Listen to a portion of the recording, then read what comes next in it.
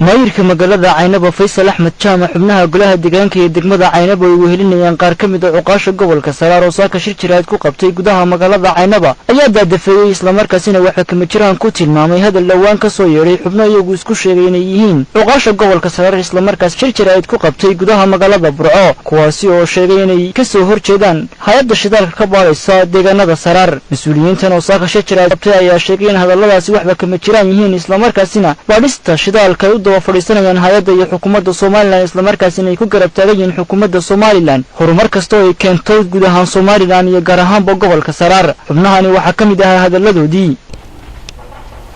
indhoweyd macnaha waxa laga hadlayay khayraadka laga soo saarayo gobolka Saraar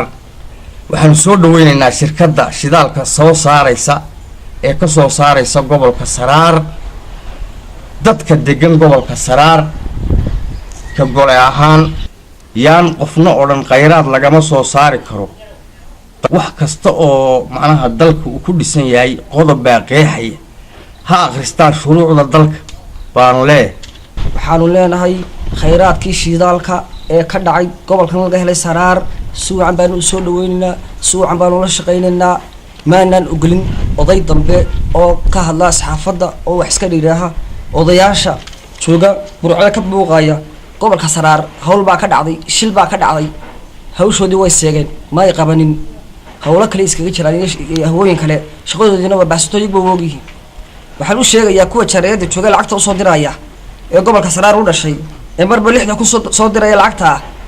walaalihiin oo aad ogtihiin Saraar inta ku xidhan waalan inta gaajada wali ka waantoobeen hadalkaasi hadal macquul maaha wadanka waa la soo saaraya ummaddu horumar bay rabtaa wax dhibaato oo dalka iyo dadka uu keenaya ma jiro bismillahir rahmaanir rahiim shirka raayidkeena wuxuu ku saabsan yahay dadkii khayraadka dabiiciga ah ee ilaahay keenay ee xukuumaddu ku soo tacabtay ee ay dhibta badan u martay hortaagan ee metelaya ee magaceeda iyo gobolkeega iyagoo madaxa ku sita doonayay inay soo taagaan shidaalka annagu xukuumadana ku garab taaganay waxay soo heshay Amal Cilmi Xasan Shiine Home Cable TV